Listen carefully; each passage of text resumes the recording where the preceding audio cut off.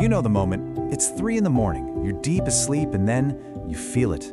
Those 4 little paws walking directly across your face, your chest, wherever they please. It feels random. Maybe it's even a little annoying. But what if I told you that nighttime stroll is one of the clearest, most important messages your cat will ever send you? Let's decode what's really going on. So why? Why do they do it? Why do they decide that you are the perfect bridge to get from one side of the bed to the other in the dead of night? Is it just a power move? Well, the answer has nothing to do with convenience. It's all about a complex language of instinct, territory, and, believe it or not, affection. Because here's the thing, this behavior is not random at all. It is a very deliberate, very complex form of communication. It's rooted in thousands of years of survival instinct, territorial claims, and surprisingly, some incredibly deep affection. And we're gonna break down exactly what your cat is trying to tell you. Okay, so the first set of reasons goes way, way back. We're talking about their primal, hardwired survival instincts that just kick in when the lights go out. To your cat, a quiet, dark house isn't safe and sound. It's a wild landscape and it's full of unknowns. First up, and this might sound a little dramatic, they're checking to see if you're still alive. I mean, think about it from their perspective. In the wild, a companion that is completely still and silent could be a dead one, and that's a huge liability. So when they walk across your chest or get right up in your face, they're not being clumsy. They are running a diagnostic. They're feeling for the rise and fall of your breathing and the warmth of your breath just to confirm that you're okay. But it's not just about what they can feel. It's also about what they can hear. And a cat's hearing isn't just good, it is a genuine superpower. It's their personal 24/7 built-in security system.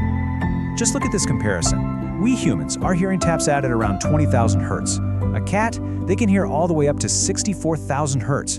That means they are picking up on a whole world of sounds that are literally non-existent to us. A pipe shifting in the wall, a mouse scurrying outside, the high-frequency hum of the refrigerator. You sleep right through it, but for your cat, the house is never truly silent. So what do they do when they hear one of these weird, unidentifiable sounds? Their first instinct isn't to run and hide. No, it's to go to the highest, safest, most familiar spot in the room to get a better vantage point. And guess what? In the middle of the night, that place is you. They're literally climbing on you to assess a potential threat.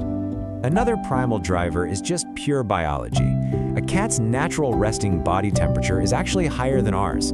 That means they burn through heat much, much faster, especially when the house cools down at night. So they go looking for a furnace. And you, my friend, are the best portable heater they can find. And that walk that seems so aimless, it is anything but. You could almost call it their thermal mapping routine. They use the super sensitive pads on their paws to test the different heat zones of your body.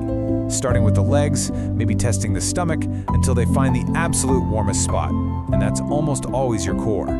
But these survival instincts, they also build into something much more personal and honestly a lot more direct. They're sending a very clear territorial message. And here's the secret.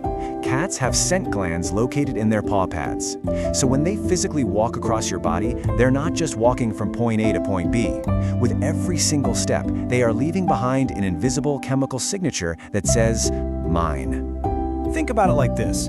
During the day, you go out, you shower, you interact with other people, other places. By the time you get back into bed, their scent from the night before has probably faded. So what do? They've got to walk all over you to renew their scent lease. They are remarking you as part of their territory every single night. And hey, don't just take my word for it. Science actually backs this up. Research from the University of Lincoln found that this marking behavior is way, way more common in homes with more than one pet. And why is that? It's simple, competition. When there's another cat or dog around, staking that claim becomes that much more urgent. It's a bold declaration to everyone else. This human belongs to me. Okay, but sometimes their motivation isn't about deep-seated instincts or territorial disputes. Sometimes it's much more direct. They aren't just walking on you, they're launching a campaign, and it's got a very specific objective. Welcome to the 5 a.m. campaign. You see, cats are crepuscular, which is a fancy way of saying they're most active at dawn and dusk. So, right when you're in your deepest sleep, their body is hitting its prime time. The campaign might start subtly, maybe just a light walk on your legs. But as you can see, it escalates until their objective is complete. You are awake. So, what's on their agenda?